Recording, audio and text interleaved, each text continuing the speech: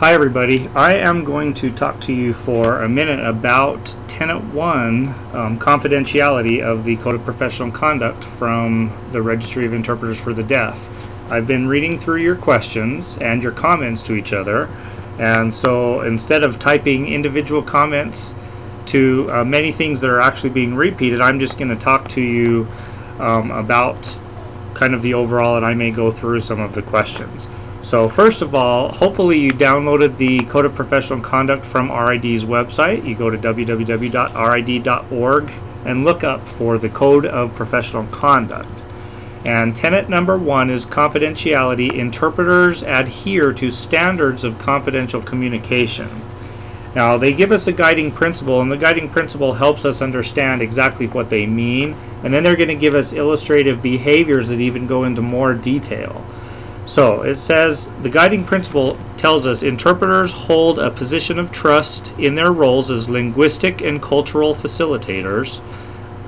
Confidentiality is highly valued by consumers and is essential to protecting all involved. Now just to keep in mind, your consumers are the deaf person or people and the hearing person or people. Everybody that you are there with are your consumers.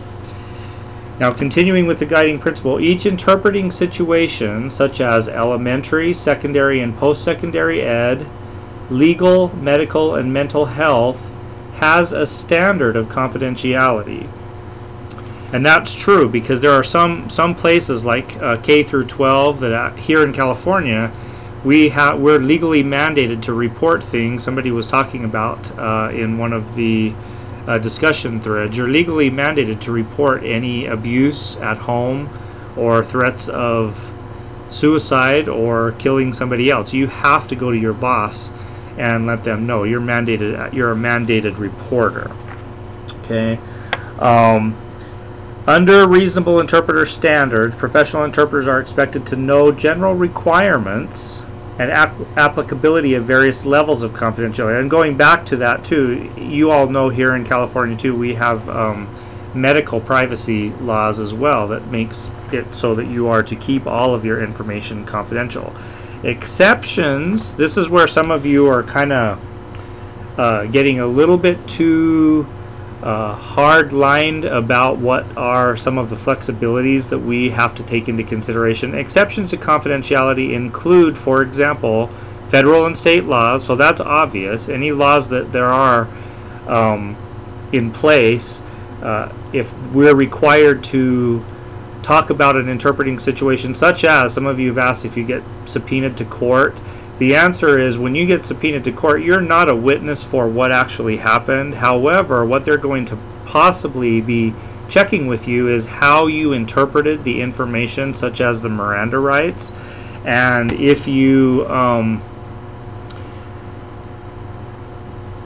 if the deaf person understood you. So actually a few years ago, not long ago, down in Orange County, there was an interpreter that was called into court because a deaf person was in court because he had been arrested for killing somebody, and the interpreter was called into court so that they could check to see if the interpretation that was done of the Miranda rights was something that that deaf person could understand. And it turned out that they even had to bring in professional experts, really well-educated deaf people who are respected in the deaf community, to come in and see that interpreter's interpretation of the Miranda rights and decide whether or not they were effective, and not just effective in where they delivered, but did that deaf person who was on trial understand them. So the answer is yes. If you get called into court, you will be answering the questions that you're asked.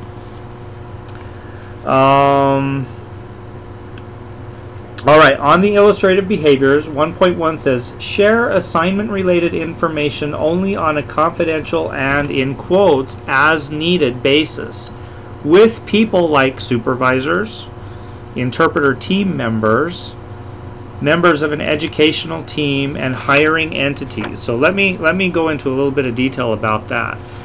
When you're sharing as-needed information, Obviously, if you work for a place that you have a supervisor, whatever you interpret, that supervisor has the right to know what went on in the situation. So let's say you were out in a school situation, because schools often have supervisors, and something happened in class.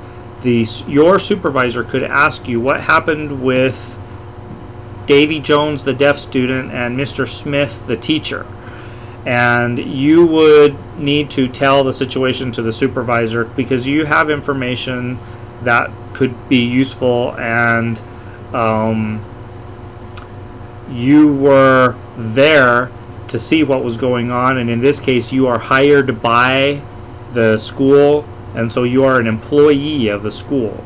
So when you have a supervisor, your supervisors have the right to know what went on wherever you're interpreting.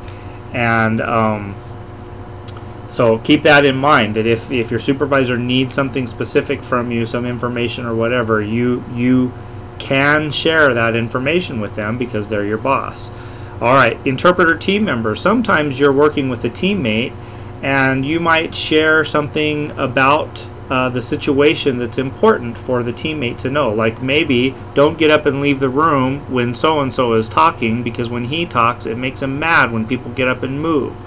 Or maybe it's something like, if you know your teammate ahead of time and you've been to the place that you're going to interpret, you might let them know appropriate kinds of attire that they need to wear. Like, for example, if you were working in a warehouse, you would not go to the warehouse with high heels on, or in the case of females, a feminine kind of dress shoe, because OSHA standards, safety standards in the country, say that you need to have a work shoe on.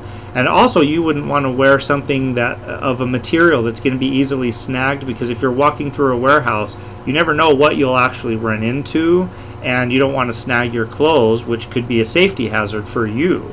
So sharing information with a teammate as needed could be helpful. Now, we don't have to share every single detail of everything. However, sometimes it's appropriate to share some information about the people involved, or the places that we're at, or language modes that we could be using. Also, it says members of an educational team. Now, this is really important. In K through 12, every deaf student has an IEP, an individual educational plan, and they have IEP meetings regularly.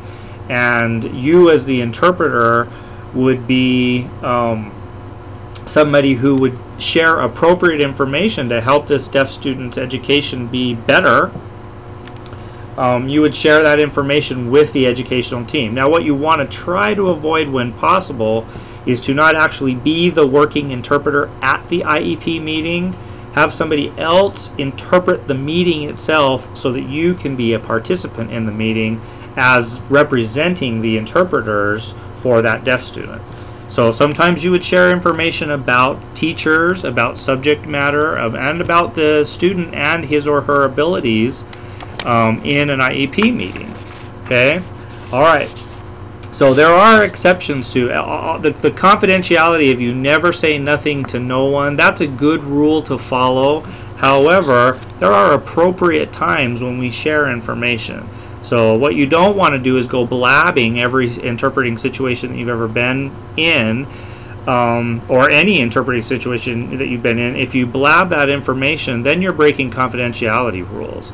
But if you share information with appropriate parties, such as your boss, such as your teammate, such as a hiring entity, like maybe you're doing freelance work and you're through an agency, it would be, sometimes it's important to let the agency know some of the specific things that come up. Usually we don't tend to talk to them about content as much as sometimes personalities involved, and sometimes the logistical things like how you had to get somewhere or where the meeting actually took place, so that when people go back to those places in the future, they can know ahead of time to be properly prepared. Okay, so that is 1.1. 1.2 talks about managing your data and invoices, and when you're a freelancer, you often have paperwork that deaf people or hearing people need to sign. That you should not carry around your stack of paperwork. That should stay in your locked car in your trunk. or at home if you don't need it for that day. The only piece of paper that you really need to take into the assignment is the paper for that assignment, because you don't want to have your paperwork accidentally fall all over the place and people see where you're going to next, who you're interpreting for, what the situations are, which is a lot of information that tends to show up on those paperwork. So you keep them locked up, and then when you're done with them, you file them away locked, and after the period of time that's appropriate, when you are ready to discard information, you shred it. Alright, and then 1.3 talks about federal and state mandates. And anytime you're called into court or that you're under a mandated situation, then in those situations you do need to report information. So keep on with the discussions with each other, but now hopefully this information will help clarify some of the questions that have been coming up. And I will talk to you soon.